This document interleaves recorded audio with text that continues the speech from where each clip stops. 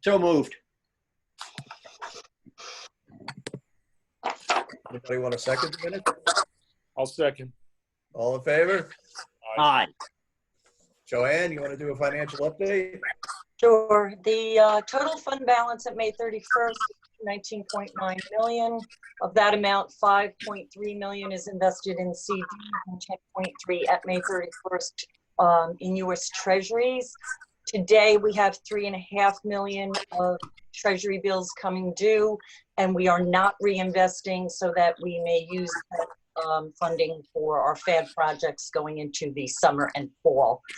Our year-to-date expenditures are $700,416 through May. Linda is working on the checks for June. They will be done within the next few days.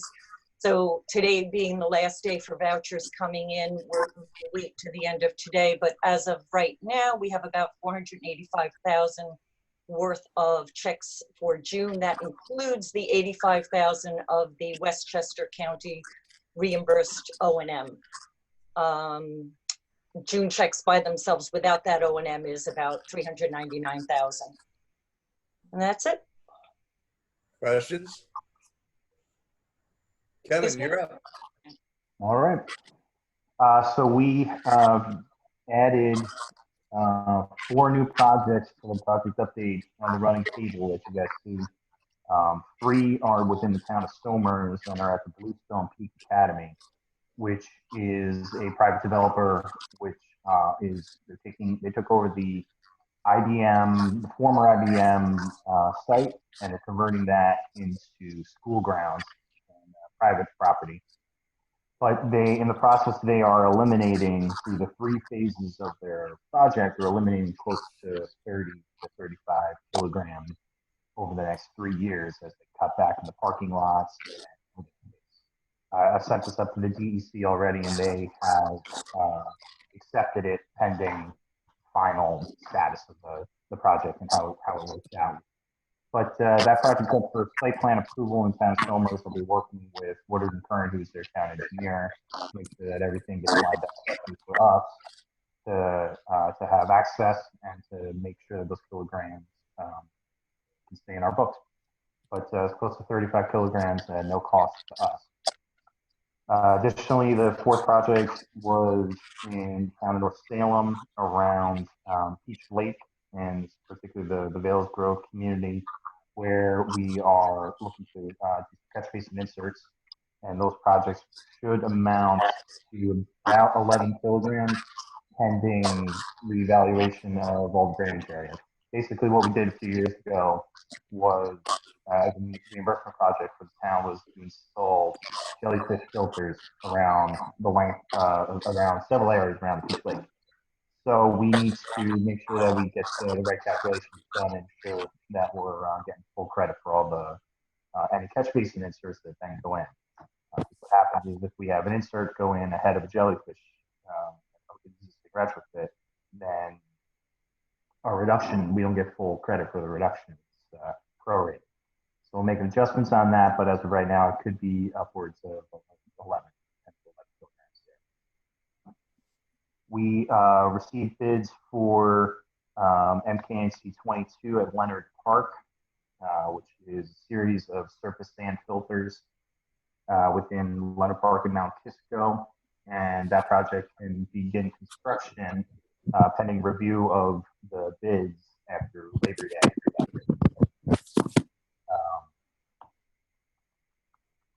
The one item that I wanted to touch on, I was hoping that Chris Burdick would be able to join us today, but it looks like he got tied up. And maybe Warren, you might be able to speak to this as well. I'm going back towards the catch basin inserts at Metro North.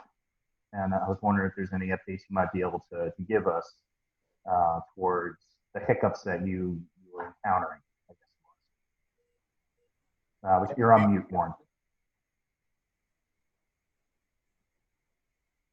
I haven't heard anything from the MTA. Have you gotten confirmation that they're okay yet?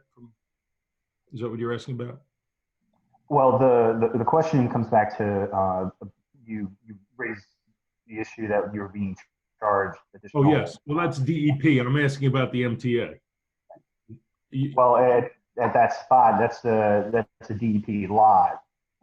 So MTA. Oh, yes. Also- I thought you were talking about the MTA has Purdy's under lease. Yeah, so the DEP came back to me and I raised it with Paul Wenz. I went back to him because I got a charge. They gave me a permit number and said, fine, you can put the catch basins in. They just sent me a note saying you now have a charge. And I forget the exact cost. I don't know if it's a $1,000 or $2,000 a year. If I remember, it was like 1,200. Yeah, I mean, you know, I got this and I got the project number, and the 3369 is the permit number, and it's $1,277.62. Now I went back to Paul and I got the note from Kevin and I said the DEP isn't supposed to be charging us for putting in things to protect their water. And he goes, okay, let me go check. And he came back and said, look, there was a misunderstanding. That's not the case. So I think, I don't know if George or somebody needs to go back to them and have a discussion with them, because we're going to hit this in other areas, I would think. And Vinny, I don't know. Yeah. My question is, who had the misunderstanding? Did we have the misunderstanding of the letters that were not? No, I think it was a misunderstanding of what the charges were for, and I don't remember the email exactly, but there was an email response to that. It had to do with repayment of taxes, and I would have to read the email again to remember exactly what it was, but it was not a charge for the practice per se, if I remember correctly. I could forward the email to Warren again. I think Warren had the email. I can get it, but Okay. Yeah, because from our perspective, I thought that letter that we received from, I think it was the land department maybe 2 years ago or so, was pretty clear. When I read the letter, it said you're not going to be charged for a maintenance bond, is what I read that letter to say. Right. So if this charge was something else, and you're not being charged for a maintenance bond, the permit didn't require a maintenance bond. So that letter and the land use permit is consistent as far as I understood it. Now, what the charge was for, again, I think it had something to do because there were two different permits and there were changes in the amount of taxes, repayment. And again, I don't exactly remember the crux of it, but I could try to find the email and send it to you. I have the email here. Maybe I don't understand it. It goes on and on a bit, but apologies for the confusion here. I also want to note that we changed our invoicing system so that the town's 19 and 20 invoices look slightly different. You're correct that North Selma has 2 land use permits, 9877 for Croton Falls Water District and 3369, formerly 9491 for the Croton Falls commuter lot. That's what I'm talking about now. In 2019, the annual permit fee for both was $48.63. I'm looking at now, $56.61. Was that from Matt Castro or Paul Lenz, Warren? This is from Paul. Just trying to find it. The $796 increase in the permit fees is because of a tax increase, he says. Maybe that's what it is. Right, there was some misunderstanding, as I remember it, as to what the charge actually was for.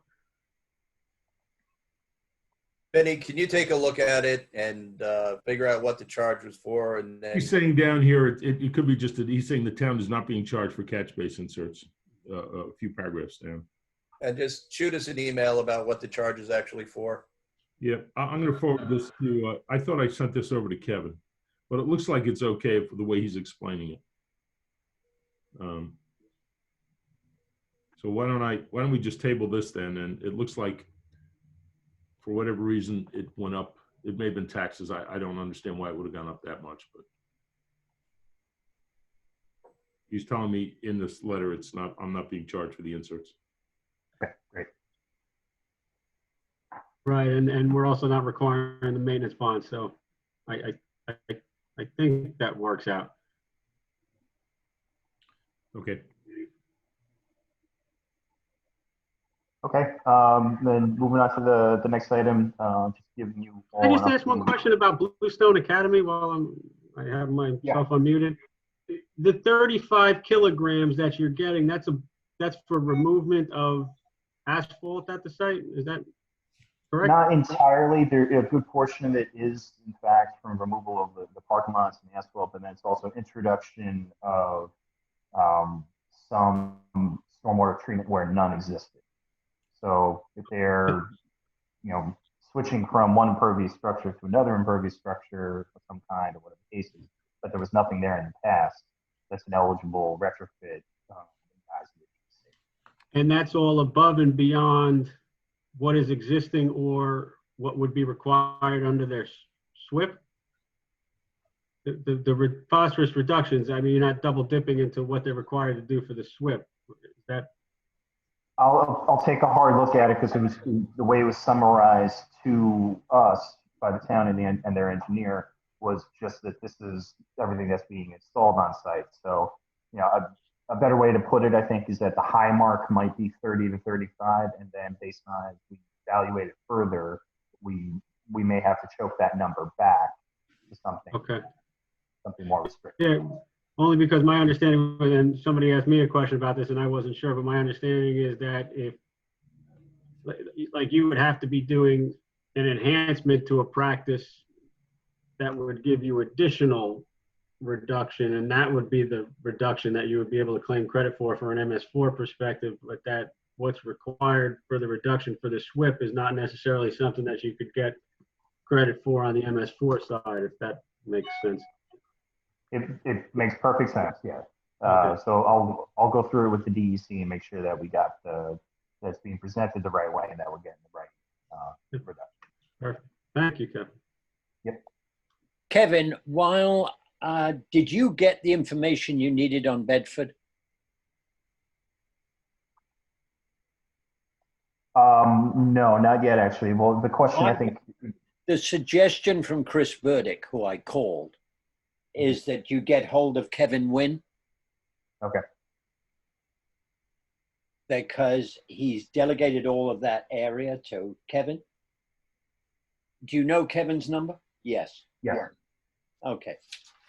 Yeah, the holdup there is that I need the town to sign off on the offer letter that came in from the DEP.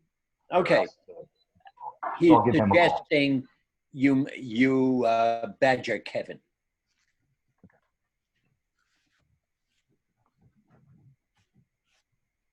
All right, O&M program update. Sure. There's nothing major to report to you guys at this point. We'll continue with the evaluations of all the existing sites. Okay, anybody have any other business? Did we ever hear back from Kent, the Kent lawyer? No. Not We as of yet. Okay, because I think George was going to follow up his letter with a call. Okay. All right, I have two quick things under other business. One is just to let you all know that I've asked Linda to actually put together a checklist to track projects and, all the requirements from the land use agreements that we need to get to town review for easements so that we can kind of get a better handle on where we are with each project and we don't skip a step. The other thing is I received an email from Joanne yesterday that she would like to continue to work from home. As I said to Joanne, I think that's really an executive committee decision, so I'm throwing it out to the board. Joanne, you want to add into that? And I just found that the past several months working from home has worked tremendously well for me. I've had a few problems with my health. As you all know, I did have COVID in March. I recovered fine from that. I have back issues. I have all sorts of health issues at this point. And I find that I do have everything I need as far as programming, and our general ledger does exist on the cloud now.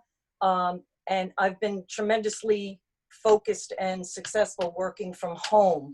And it just saves me going in and out of the office. I do have a concern about, we don't know with uncertainty still with the virus. I'm very concerned, having had it. You're more aware of, can I give it to someone else again? Can I get it again? Can I give it to someone else again? I just prefer staying at home. I've been like a little hermit here, but it's to me, being cautious is better than taking a chance. And I do go in 1 day a week on Tuesdays to back up the server and do some scanning and filing and that sort of thing, which is no problem, very helpful to me. And I just was hoping I could do that while things are still uncertain. So if we're going to follow the municipal requirements, as I understand it, I believe everybody is to report back to work, 100% of our employees this coming Tuesday.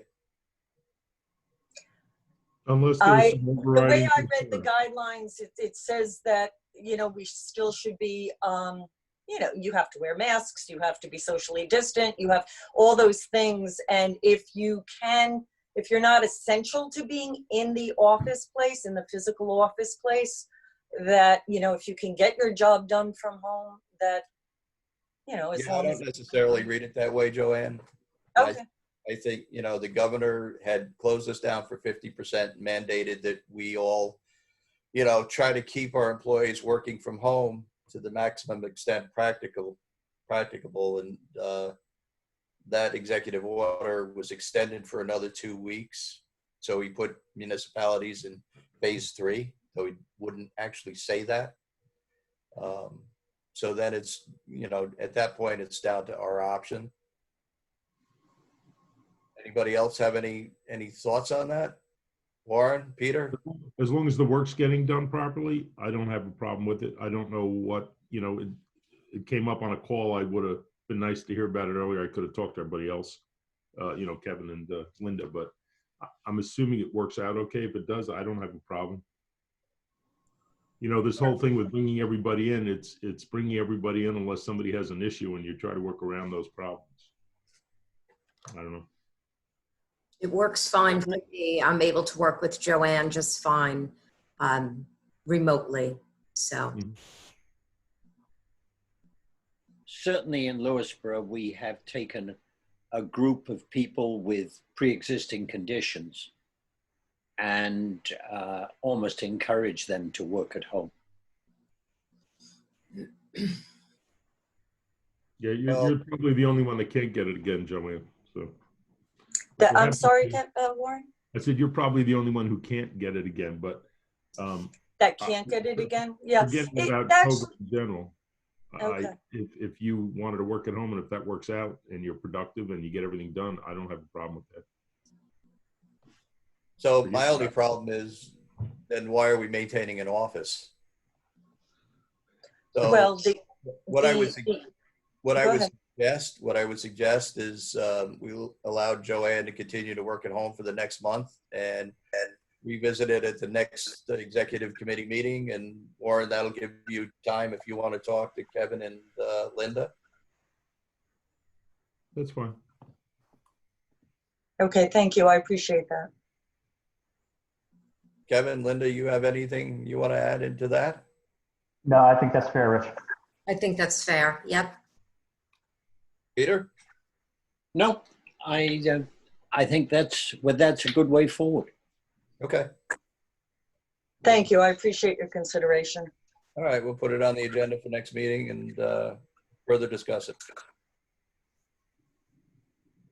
Anyone else have anything else? Yeah, there are 2 other areas around Peach Lake, Kevin. Actually 3 other. There's the Peach Co-op, the Bloomerside Cooperative, and then an area called it's an association, homeowners association. So we're dealing with Vales right now for that those catch basin inserts. Yeah.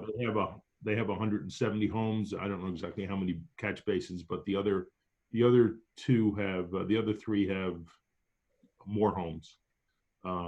So there's probably at least that much, if not more, catch basins. Are we going to get back there and look at those, or what do I need to do? In fact, Bill Stoker called me yesterday. I wasn't sure. I have to call him back. He's the guy that we're buying these things from. Well, as of right now, if we execute everything that's on our list for active projects for years 1 through 5 and 6 through 10, and we're already exceeding our profit goal. So the answer to that question, Warren, I think is, well, what are we doing 11 through 15? What's the future? Are we better served holding on to those projects and executing them in the future? I Or would do say, we no, wanna I'd pull say if that we can in get them and done, replace it? I would say if we can get them done, let's get them done. They're not gonna cost that much money each. What, it's not gonna cost 100 grand. Well, it may, but That's it's not true, gonna yes. cost a huge amount of money. So we could tack it on the list. It means not executing some other stuff that we have. Unless It's we not can executing what? exceed our goal. I mean, it's probably in our interest just to keep going and exceed the goal. It's not, but correct me if I'm wrong, because it's not gonna. If we have more credits than we need, then so be it. It's not as though we're gonna hit 920 on the head. No. So we can I- pull those in and do it.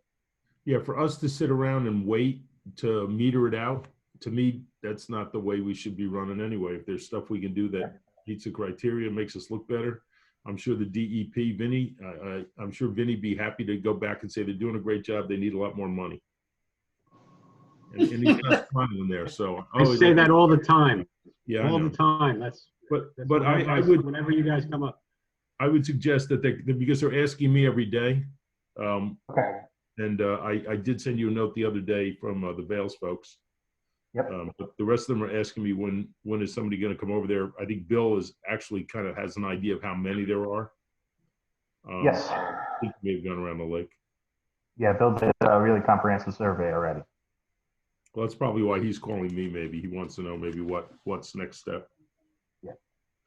Well, I don't know what everybody else feels. I think if it's stuff we can get done, we're not even in years 6 through 10. We're probably in years. Are we in year 11 or 12 at this point? I mean, the In real theory. 11 or 12. Yeah. Right. I don't know what everybody else thought is, but I think metering them out just because we have them there and they're easy to do and we keep them off to the side doesn't make any sense. Okay. Let's just get them done. There'll be more stuff that'll pop up.